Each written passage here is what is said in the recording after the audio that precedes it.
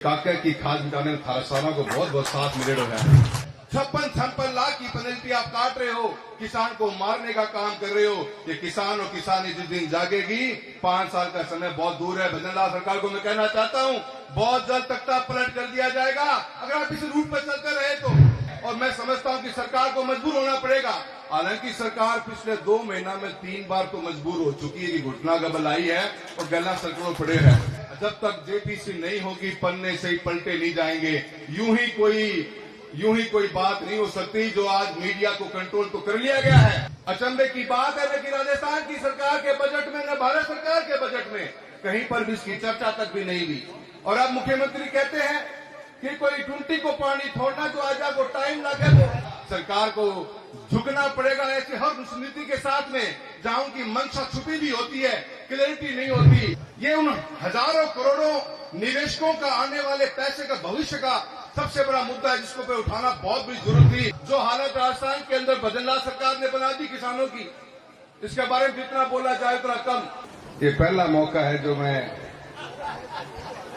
हमारे बीच में खड़ा हूं, पर मैं बहुत बहुत धन्यवाद देना चाहता हूं। आज आप सभी लोगों का, आपका सबका साथ मिला और एक ऐतिहासिक जीत राजस्थान के अंदर पर लोग लेके आए हैं। मैं कांग्रेस के सभी कार्यकर्ताओं का भी बहुत बहुत धन्यवाद देना चाहूंगा। मंच को फायदा लेना चाहूँ, थोड़ा सा मैं भी मेरी बात कह दूं, क्योंकि काका की खाद मिटाने में किसानों को बहुत बहुत साथ मिले रहा है।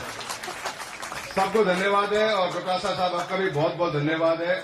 बहुत मजबूती के साथ एक चुनाव लड़ा था अपन ने, और जिस एग्रेसिवनेस के साथ में आज इस देश के अंदर एक विपक्ष की जरूरत है और उस रूप में अपन काम कर रहे हैं। विधानसभा के अंदर भी आज कांग्रेस की जो परफॉर्मेंस है, इसकी चर्चा दिल्ली तक ही नहीं, देश के अलग अलग कोने के अंदर है कि आज विपक्ष इतना मजबूत है कि सत्ता पक्ष के मंत्रियों के पास और मुख्यमंत्री तक के पास जवाब तक भी नहीं।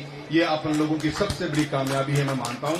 और ये जागरूक नेतृत्व की सबसे बड़ी पहचान होती है और कार्यकर्ताओं की मजबूती होती है। हमारे सभी विधायकों का भी बहुत बहुत धन्यवाद देता हूं मैं, जिनकी फील्ड पे बहुत अच्छी पकड़ है और उसके कारण ऐसे इश्यूज को रेज कर पा रहे हैं। मैं आज के इस मुद्दे पे इतना ही कहना चाहूंगा, देश के अंदर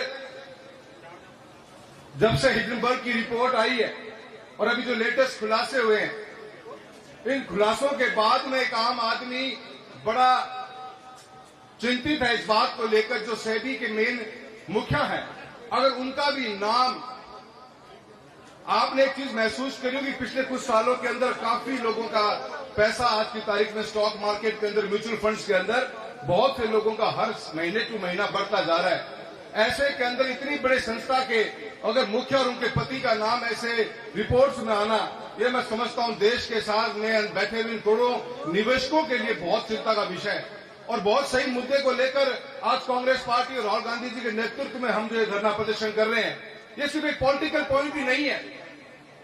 ये उन हजारों करोड़ों निवेशकों का आने वाले पैसे का, भविष्य का सबसे बड़ा मुद्दा है, जिसको पे उठाना बहुत बड़ी जरूरत थी। और मैं डोटासरा साहब का बहुत बहुत धन्यवाद करता हूं कि जयपुर के अंदर आपने इसकी शुरुआत करी है। आपका आदेश मिलेगा तो ये जिले भर तक जाएगी और ये आवाज उठनी चाहिए।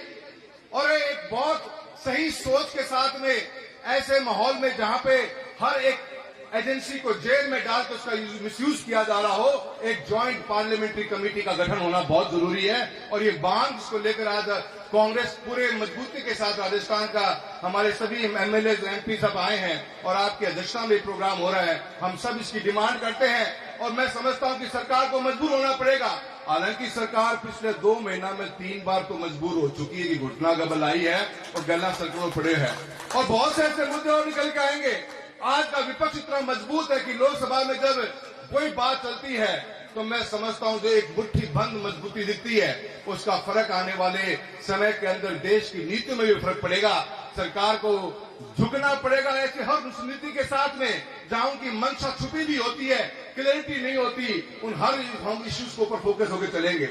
इन बीते हुए महीनों के अंदर किसान की बात जरूर करूंगा। जो हालत राजस्थान के अंदर भजनलाल सरकार ने बना दी किसानों की, इसके बारे में जितना बोला जाए उतना कम। चुनाव में वोट मांगने आए थे, मुरारी जी भी आए हैं, बताए उनको बात का। ईआरसीटी के नाम पे वोट मांगे गए और चूरू लोकसभा क्षेत्र जो शेखावटी बेल्ट हमारा पूरा चूरू, झुंझुनू, सीकर, तीनों के अंदर यमुना लिंक समझौते के नाम पे पैसे मांगे, वोट मांगे गए और ये वादा किया गया कि यमुना का पानी लेके आएंगे। अचंभे की बात है कि राजस्थान की सरकार के बजट में न भारत सरकार के बजट में कहीं पर भी इसकी चर्चा तक भी नहीं हुई।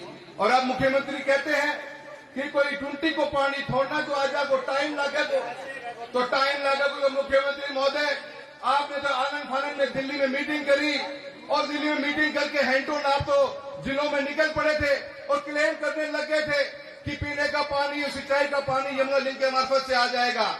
एक पैसे का भी आवंटन नहीं किया गया दोनों बजटों के अंदर, चाहे स्टेट का बजट हो, चाहे सेंटर का बजट हो। आप किसानों को बेवकूफ बनाने का काम करते हो और इसी के कारण राजस्थान की जनता ने आपको करारा जवाब इस चुनाव के अंदर देने का काम किया है। आज बिजली की हालत क्या है डॉक्टर साहब, मैं बताना चाहता हूं, शेखावटी बेल्ट में हम झींगा मछली पालन करते हैं। झींगा मछली पालन के अंदर आज राजस्थान का शेखावटी एरिया और जहां पर भी खारा पानी है, हम बहुत अग्रणी भूमिका निभा सकते हैं। पर हमारी मजबूरी है बिजली की दरें वो इस कदर बढ़ती जा रही है कि पिछले 3 महीनों के अंदर 150 से ऊपर पौंड बंद हो गए राजस्थान के चूरू जिले के अंदर, और वो पौंड बंद होकर हरियाणा चले गए। और इसके ऊपर भी आलम रुका नहीं। इसी सरकार के अधिकारियों ने बिजली विभाग के अंदर चूरू के अंदर किसानों के, आपने पेनल्टियों के नाम तो सुने होंगे कि पेनल्टी कब्जा है, पर 50,000 लाख 1.5 लाख की तो पेनल्टी सुनी हुई थी। चूरू लोकसभा क्षेत्र के अंदर किसानों ने झींगा मछली पालन का काम किया, किसानों के पेनल्टियां घटी है। अध्यक्ष महोदय, सुनकर चंबा करोगे, 38 लाख 47 लाख 56 लाख की पेनल्टी काटने का काम किया है, तो इस भजनलाल की सरकार ने काम किया है। ऐसे में क्या किसान जिंदा रह पाएगा?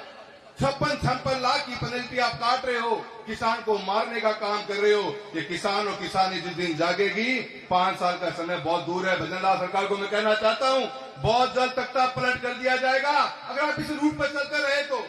किसानों की आपने ऐसी हालत कर दी है कि आए दिन 20,000 के नाम पे ठगी बजाई जा रही है। बीमा आज एक साल ऊपर हो गया। कांग्रेस के घोषणा पत्र में बात साफ दी गई थी कि हम 30 दिन से लेकर अंदर किसान का बीमा का क्लेम डिस्बर्स कर देंगे। आज चूरू लोकसभा का ही नहीं, पूरे राजस्थान का बता देता हूं, 2023 खरीफ का पूरा बीमा 1 साल हो गया, आज तक मिला नहीं है। और राजस्थान सरकार के अंदर में हालत यह है कि अधिकारी और मंत्री दोनों सोए हुए हैं। और भारत सरकार के मंत्री तो ये तक कहते हैं कि अगर किसान को बीमा टाइम पे नहीं मिला तो 12% ब्याज देंगे। 12%। क्या भजनलाल सरकार 12% ब्याज देने को तैयार है किसान को? मंच पे हाँ भरिए, अपनी प्रेस कॉन्फ्रेंस में हाँ भरिए। हम घर किसान ठोकरे खा रहे हैं, धरना प्रदर्शन कर रहा है, बीमा क्लेम आ नहीं रहा। मैं बहुत से ऐसे मुद्दे जिन मुद्दों पे हम बात कर सकते हैं, पर मैं इतना ही कहना चाहूंगा, मेरे कांग्रेस के परिवार के अंदर मैं एक हिस्सा बना हूं। आप सबके साथ में मिलकर लड़ाई लड़नी पड़ेगी, लंबी लड़ाई लड़नी पड़ेगी।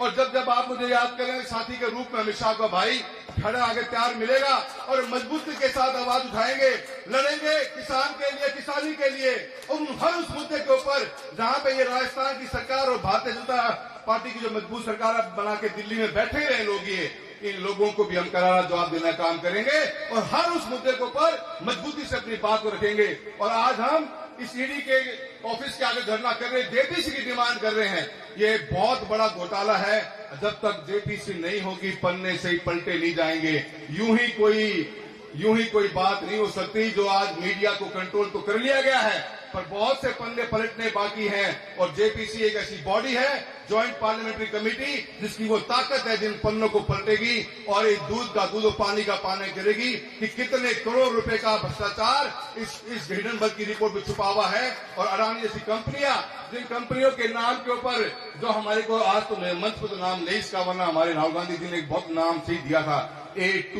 A2 को इलाज या जेपीसी कर्ज का है। और ये हमारी डिमांड बहुत मजबूती से अपना सारण रखनी है। सबने आप यहाँ पे आए हो, मुझे बोलने का मौका दिया है, सभी का मैं बहुत बहुत धन्यवाद करता हूँ। जय हिंद, जय भारत।